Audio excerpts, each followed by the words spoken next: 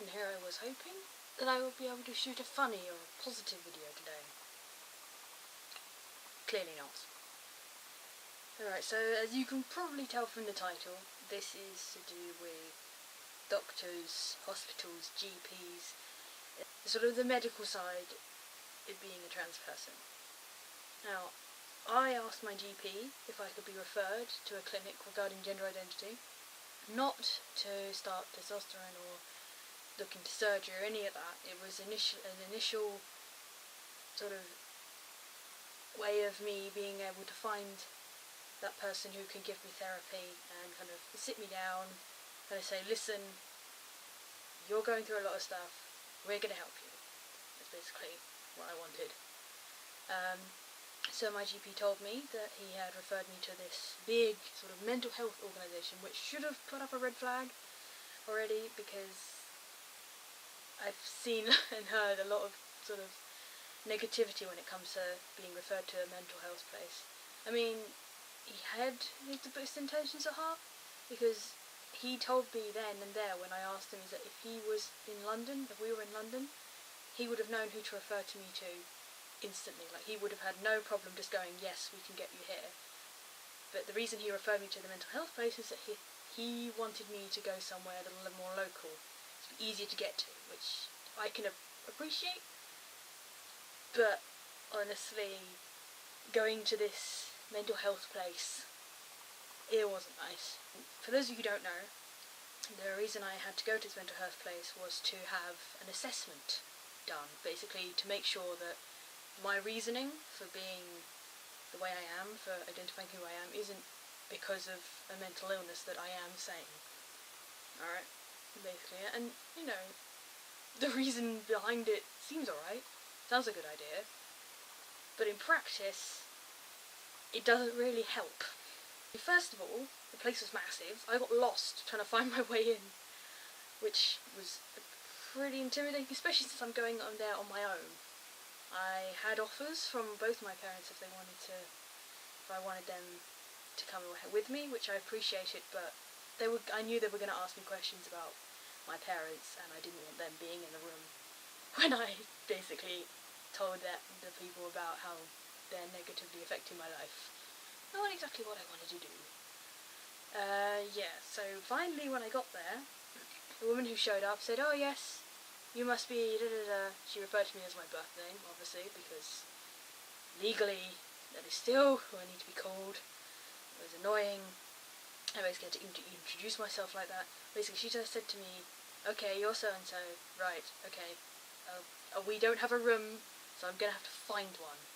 And I just kind of stood there and I was like, you had an appointment with me, and you didn't have a room. Okay, like that already started ringing alarm bells in my head. This woman was clearly a little bit all over the place. When we get in there, I have to have one of the, where I was given the opportunity to ask if they basically asked me if I wanted a student in there, and I didn't, but the kind of person I am, I felt embarrassed to say no. So I basically let the student sit in with me, and it ended up feeling a bit intimidating. Obviously nothing to do with them, but it was just the fact that I was opening up about a lot of things, and I felt a little embarrassed discussing it in front of these two people who I barely knew. Also, the woman who was basically assessing me was supposed to be the person there who was like the expert, who did work with people who were like me before. When I said LGBT, I had to explain to her what the B and the T meant. Yeah. I mean, the B is bad enough, but the T, like, come on. Like, I am a T. You've worked with people who identify as in the T sort of area.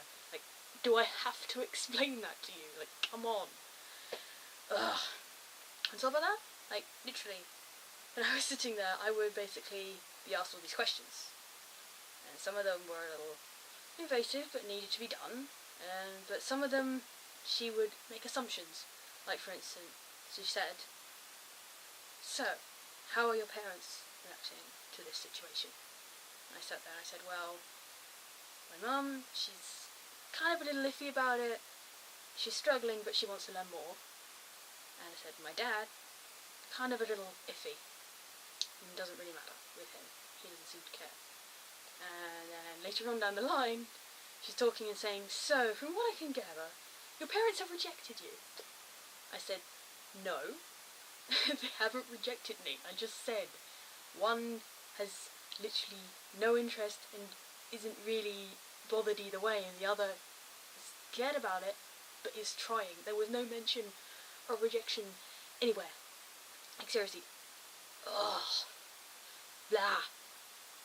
Then after that, like, it was just the fact that when I would say something, she would kind of try and correct me. She would ask a question, and then basically look at me as if I've done the wrong answer. Like, at the beginning she told me there are no right or wrong answers. Why are you trying to correct me? Like, seriously, I don't understand. On top of that, like, she called me a kid repetitively, a child, and I know as a trans guy, you know, I am quite baby-faced, but come on, my age and my birthday were on the top of the paper you were given. You should have read that. You should know how old I am.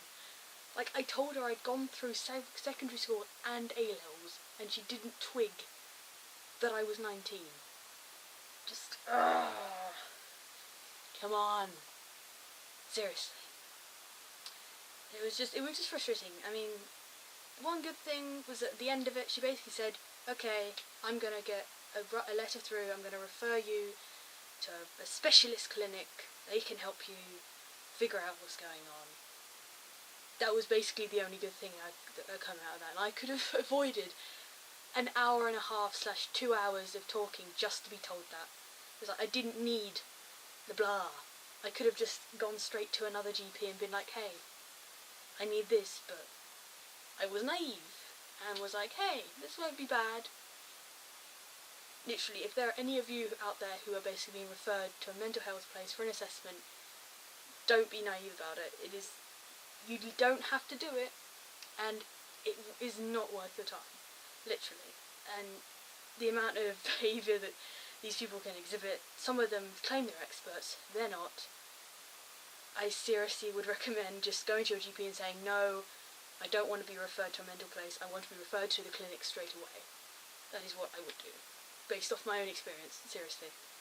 Best to go straight for the expert and not go, okay, going with the flow didn't work for me, it probably won't work for you. It's best to try and put your foot down and be like, no, this is what I want.